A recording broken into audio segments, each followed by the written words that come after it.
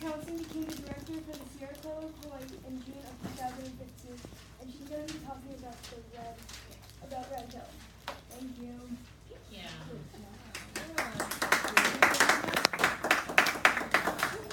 Okay, first few caveats. One, I have a cold. Please forgive me if I don't project. Two, I'm an MPI parent. I have little ones coming up. Please impress me. I'm going to report back to them on what it's like in the big school. Three, please ask me questions. I have a very short presentation, a handful of slides, and a short 5-minute video. But I encourage you guys to interrupt me while I'm presenting. And then also, there's plenty of time afterwards for Q&A. This presentation is geared towards adults, and so it's important for you guys to tell me what you don't understand so I can explain it, okay? It's the only way we're ever gonna get like everything typed in. What number am I on? The next number. I work for the Sierra Club. The Sierra Club is an environmental nonprofit. We do advocacy work. We do trail maintenance and hiking and outdoor thingies. There's a wide range of things that we work on, from climate change and like sea level rise and urban planning to water protections to stream restorations, energy policy. So if there are things that you are interested in, whether it's for this class or for some other aspect of your life that intersects with what the Sierra Club works on, you're welcome to reach out to us. We are looking for young, bright, energetic people to help conquer the issues of tomorrow. All right? Okay, so let us start. I'm here today because Asia, who I just saw, invited me to come and speak about the Red Hill fuel tanks. This is a complicated, multifaceted, deep, long-standing issue, and I'm going to try my best to try to boil it down to the things that are most important. Okay, so here's the situation.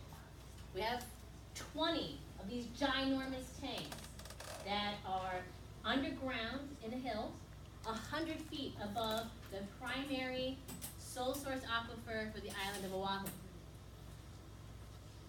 400,000 residents and visitors rely on the water from this aquifer. And we have up to 225 million gallons of jet fuel and marine diesel fuel stored above it in tanks that are over 70 years old. Trying to orient you a little bit about where we're talking about.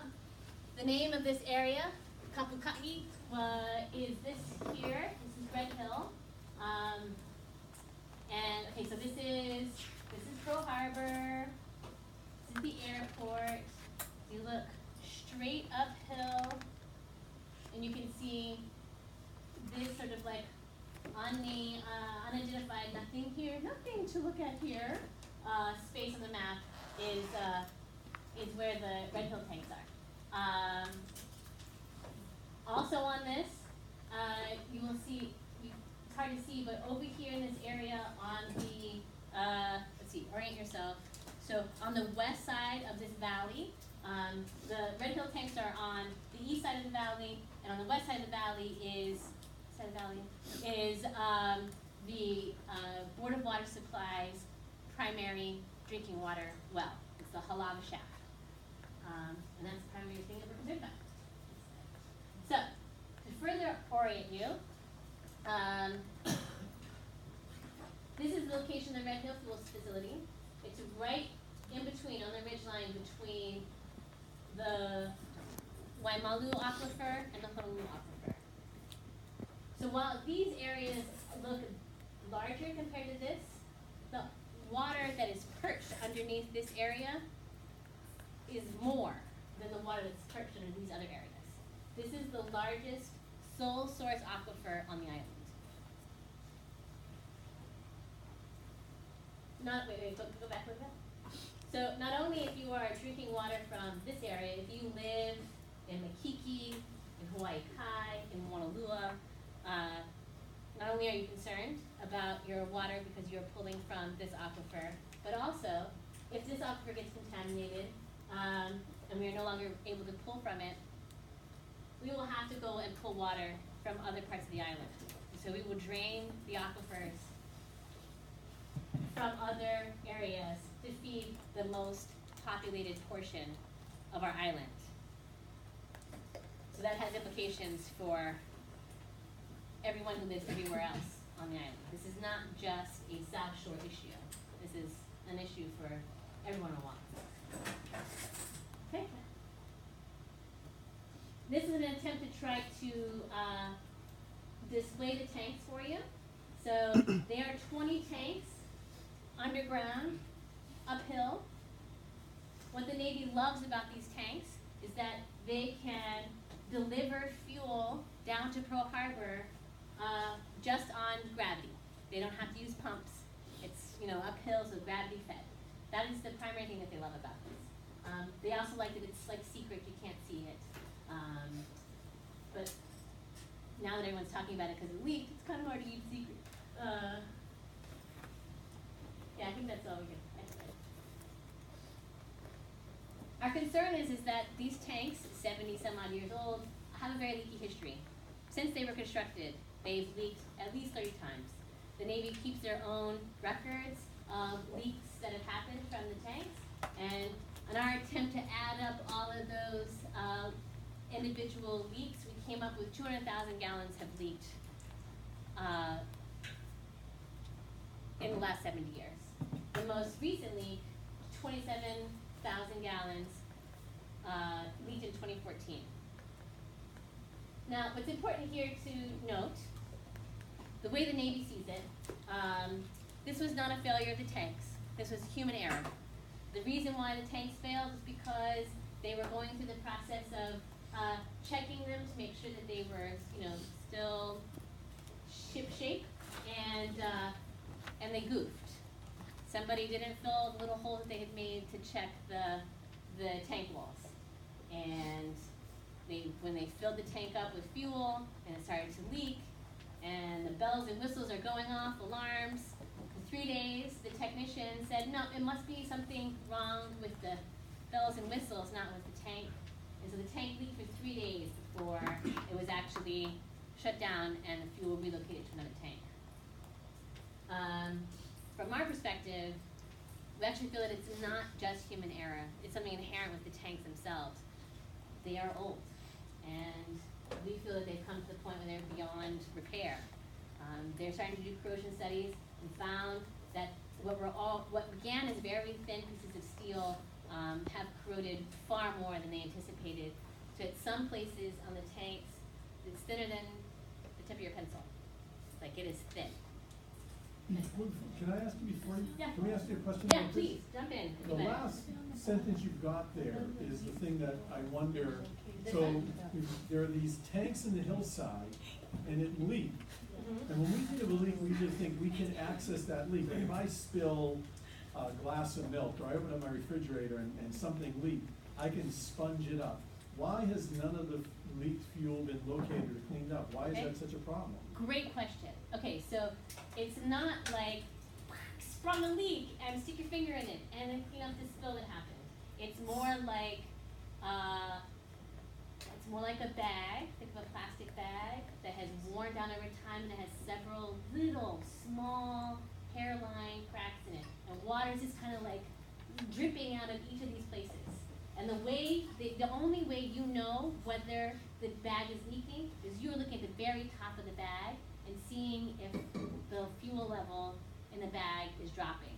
So it takes a certain amount of leakage to happen before your machinery, your eyeballs, can measure that change. And so there were several hundreds of pinhole leaks. And it kind of almost like a sponge, you press on it and it kind of like just leaked out of the sides. And it goes into rock, it's lava rock. And so it's not like dirt where you can use like what's called a vapor sniffer that smells for oil, because it's not soil where the fuel is just sort of evenly distributed throughout the dirt. It's gone down cracks and crannies and nicks and whatever else those things are called, and perched. The fuel is perched in pukas throughout the lava rock. Much like the way our water is stored underground there too, right? We don't actually know that much about this underground aquifer. There are peaks and valleys under there. There are perched pockets of water because there's just flows after flows of lava and rain and percolation. So water accumulates in these different pockets. And fuel is accumulating in similar pockets. And they don't have a mechanism for sniffing that out. We are actually, surprisingly, there's a scientist who has been employed by the oil companies to find fuel for fracking, liquid natural gas. And one theory is that we might be able to use that technology in Oklahoma to find liquid natural gas in the ground and apply it here to find this fuel and maybe possibly clean it up. But as it is right now, they haven't employed that. We don't know where the fuel is, and we don't, even if we could find it, we don't really have a process for cleaning it up. I have 2 questions over here. Okay, so even if why don't they not necessarily replace them, but at least update them? Because even if it's not from an environmental perspective, they're losing lots of money by all this leakage. Right, they need the fuel, right? They bought the fuel. Yeah. They need to use the fuel. The fuel does no good to them if it's in the ground. Completely agree. How often does the maintenance happen? Great question. So the 3 tanks go on rotation at one time.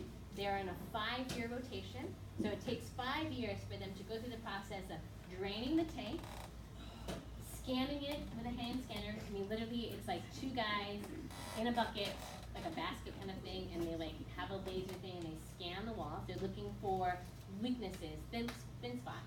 Then they go back around and they weld in new sheets of metal, new plates of metal over those weak spots. And they fill the tanks up again with water. See the leak, you have to wait. No leaking, and they drain it of water and they fill it with fuel. And that's the 5-year process for them to, and they do 3 tanks at a time. So we talk about 20 tanks, one because the math is easy, but in reality, 2 tanks have already been permanently retired because they cannot be repaired. So there's actually 18 tanks in rotation, and with 3 of them under repairs at any one time, there's actually 15 tanks with fuel in them. So, and can we go to the next slide? This might also.